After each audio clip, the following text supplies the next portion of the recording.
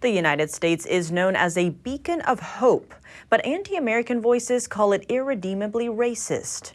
On the other hand, Rabbi Yaakov Menken, managing director of the Coalition for Jewish Values, says America has been a country of kindness. NTD's Chris Beers found out what the nation means to him earlier today. Rabbi Yaakov Menken, thank you for joining us. Thank you so much for having me. Rabbi, the United States is home to the largest Jewish community outside of Israel, as I'm sure you know. Why is that? What does the United States mean to the Jewish people?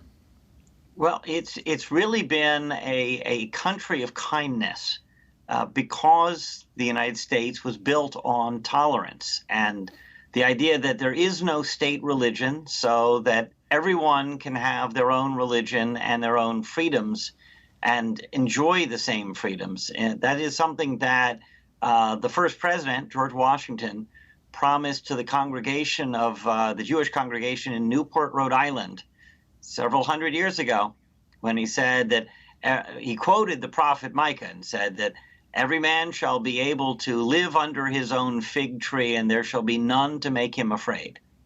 Do you feel like the United States has lived up to that promise? Well, certainly for most of its 250 years, the United States has really fulfilled, and that is why you had so many Jewish immigrants fleeing persecution in other countries, in parts of Europe and Russia and Ukraine, coming over here to find a better life. And of course, after World War II, there were times when it was better, times when it was worse. But by and large, America was really into this idea of individual freedom, make your own choices, we will tolerate each other, and we will live together. And that's really very much of what enabled America to become such a great country, that you had the Church of England in Virginia and the Amish in Pennsylvania and the Pilgrims of Massachusetts, and they were all getting along. So they all got along with the Jewish community also. Rabbi, just going a little bit deeper there, President Ronald Reagan famously said, "Freedom is a fragile thing, and it's never more than one generation away from extinction." In your mind, have we heeded this warning, and are we doing enough to safeguard this freedom? I think that's really a moment. I think he was speaking about right where we are right now, barely a generation after his time as president. Because you look at the United States today, and for all this time, we said we're not going to have a state religion. And now there is a state religion. If you don't believe that a boy can be born in a girl's body, you are a bigot.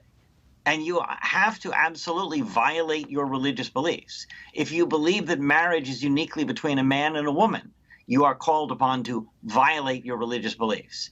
That's very much against America's common freedoms for all that were accepted for nearly 250 years.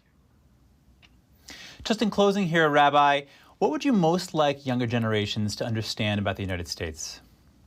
The worst of it is the young people saying that something is irredeemably wrong with America, that it was founded on racism or founded on slavery. These are not true. The United States was founded on granting individual liberties. You look at other countries around the world, let these young people look at all the countries around the world where, honestly, would they rather live? I think we look at, on balance, America is doing as well as any country on earth, and we should be very proud of that and be trying to build that up, not tear it down. Well, Rabbi Menken, thank you for joining us, and happy 4th of July. Thank you so much, and happy 4th to you and yours.